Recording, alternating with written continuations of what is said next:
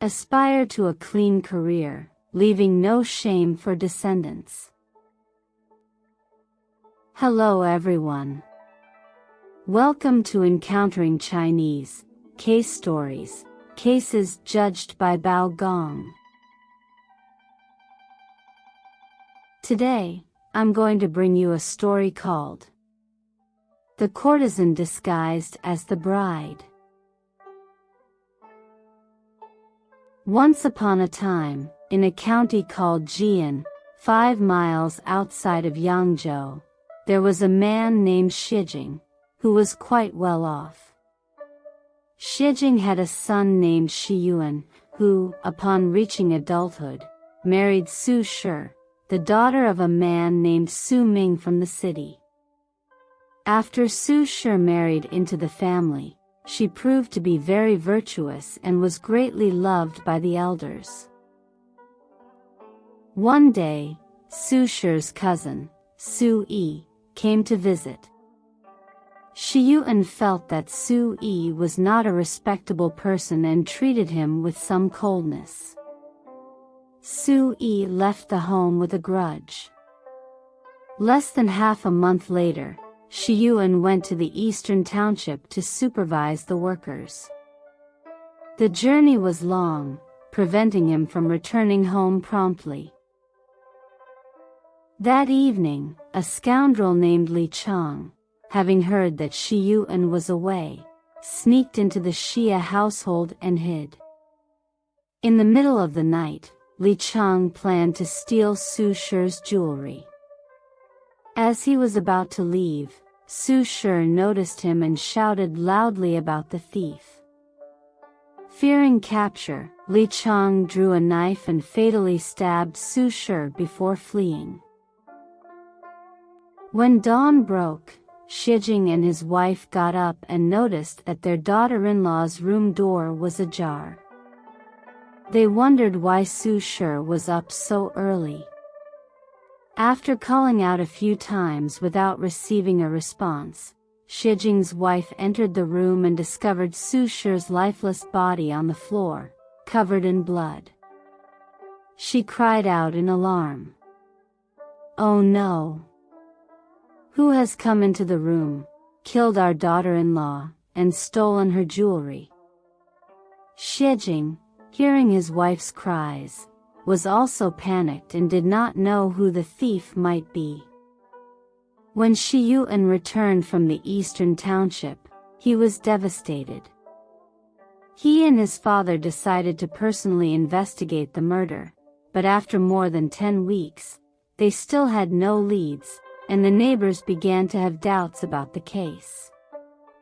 Su Shi's parents, unaware of the reasons behind their daughter's murder, suspected Xia's family and thought it was possible that Shijing and his son had fabricated this case as a pretext for theft and murder. Su Yi, who harbored resentment towards Shijing for the past cold treatment from the Xia family, reported the case to the local magistrate, Liu Diyin, accusing Shijing of attempting to rape his daughter-in-law and then killing her to cover up the crime. Liu Diyin, upon receiving the complaint, arrested Shijing and brought him to the court for interrogation. Shijing firmly denied the charges and detailed the theft and murder in his home to Liu Diyin. Liu Diyin questioned the neighbors again, but they all believed that this might not have been the work of a thief. Liu Diyin then asked Shijing, "How could a thief kill someone without alarming the victim or the household servants? This must be a scheme you orchestrated. Confess early to avoid harsher punishment." Shijing could not defend himself and continued to claim innocence. Liu Diyin, unwilling to investigate further, ordered Shijing to be imprisoned with a heavy iron collar and subjected him to severe torture. Unable to endure the pain, Shijing confessed, and the case was recorded, although it had not yet been finally judged.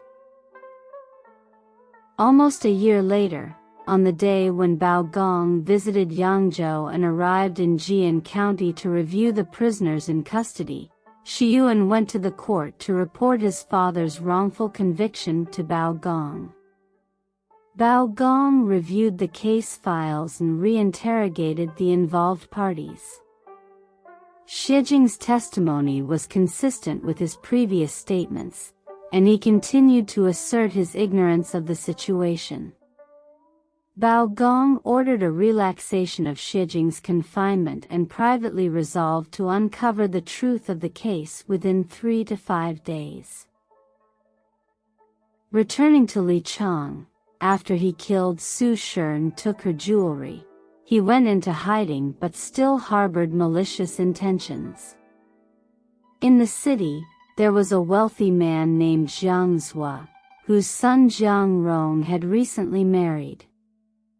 The wedding was a grand affair. On the night of Jiang Rong's wedding, while the host and guests were all in the hall, Li Chang took advantage of the opportunity to sneak into the newlyweds' bedroom and hide under the wedding bed, planning to steal in the dead of night. However, to his surprise, the wedding room was brightly lit every night. For 3 consecutive nights, the room remained brightly lit, hindering Li Chang's attempts. Exhausted and hungry, he had to leave hurriedly when no one was around, but he was caught by the Jiang family servants and beaten severely. The Jiang family decided to send him to Liu Diyin for questioning the next day. Li Chang said, "I have never stolen anything from you. I have already been beaten by you. If you release me without reporting me to the authorities, I will let it go. But if you insist on sending me to the officials, I will countersue you for unlawfully beating a common citizen."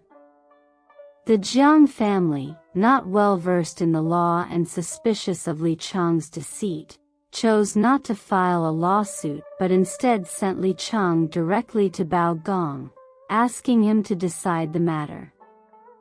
Bao Gong interrogated Li Chang. Li Chang said, "I am not a thief, I am actually a doctor who was falsely accused and ended up here."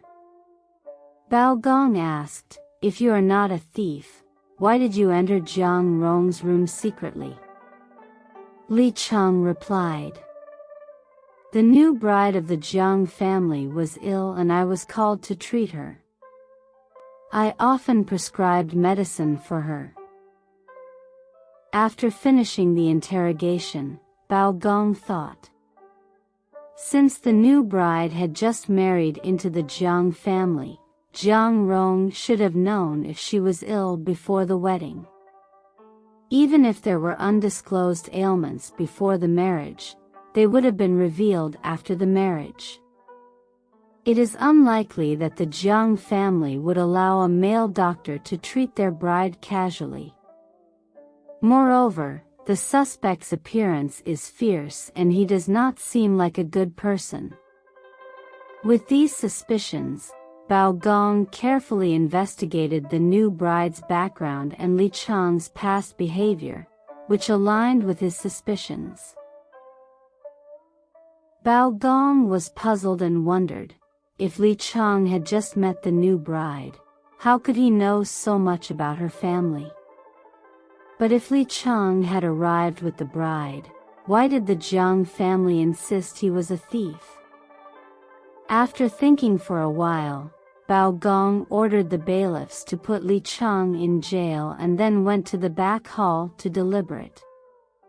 He suspected that the real thief might have been hiding in the room for a long time and overheard the conversations of Jiang Rong and his wife, which is why he could describe the bride's situation in such detail. The only hiding places in the room were the wardrobe and under the bed. If Li Chang had hidden in the wardrobe, the couple would have noticed during their daily changing of clothes. Hiding under the bed, though less noticeable, would obstruct Li Chang's view, making it difficult to see Jiang Rong and his wife. Therefore, Bao Gong came up with a plan.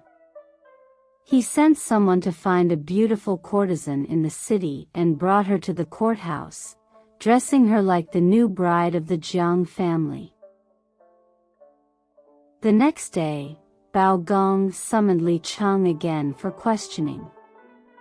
Li Cheng, indeed, had not seen the new bride's face clearly because of his obstructed view while hiding. He had only seen her clothes and jewelry. Mistaking the courtesan for the new bride, he shouted, "You invited me to your home to treat you, but now your husband has accused me of being a thief." The courtesan did not respond, but the bailiff standing nearby stifled their laughter. Bao Gong couldn't help but laugh as well, saying, "You thief! You claim to be familiar with the new bride, but now you mistake a courtesan for her. This leads me to suspect that you were also responsible for the murder of the woman in the Xia family last year." With that, Bao Gong sent his bailiffs to search Li Cheng's home. When they arrived and conducted a thorough search, they found that the soil under the bed had recently been disturbed. Digging through it, they uncovered a jewelry box and brought it to Bao Gong. Bao Gong then called in Shiyuan to confirm the jewelry. Shiyuan identified several pieces as belonging to his wife, Su Shi. Seeing this, Li Cheng was stunned and could no longer deny the truth. He confessed to killing Su Shi, committing theft at the Jiang family, and explained why he had been caught after hiding in the Jiang household for 3 days and nights before escaping. After a detailed interrogation, Bao Gong sentenced Li Cheng to death, putting him in heavy chains and imprisoning him. Su Yi, who had falsely accused Xijing, was also appropriately punished. In the end, Xijing was released from prison, and the people praised Bao Gong for his remarkable handling of the case. Alright. Today's case story, The Courtesan Disguised as the Bride, concludes here. If you enjoyed it, please like and subscribe. Feel free to leave your comments and share with others. See you again in the next issue.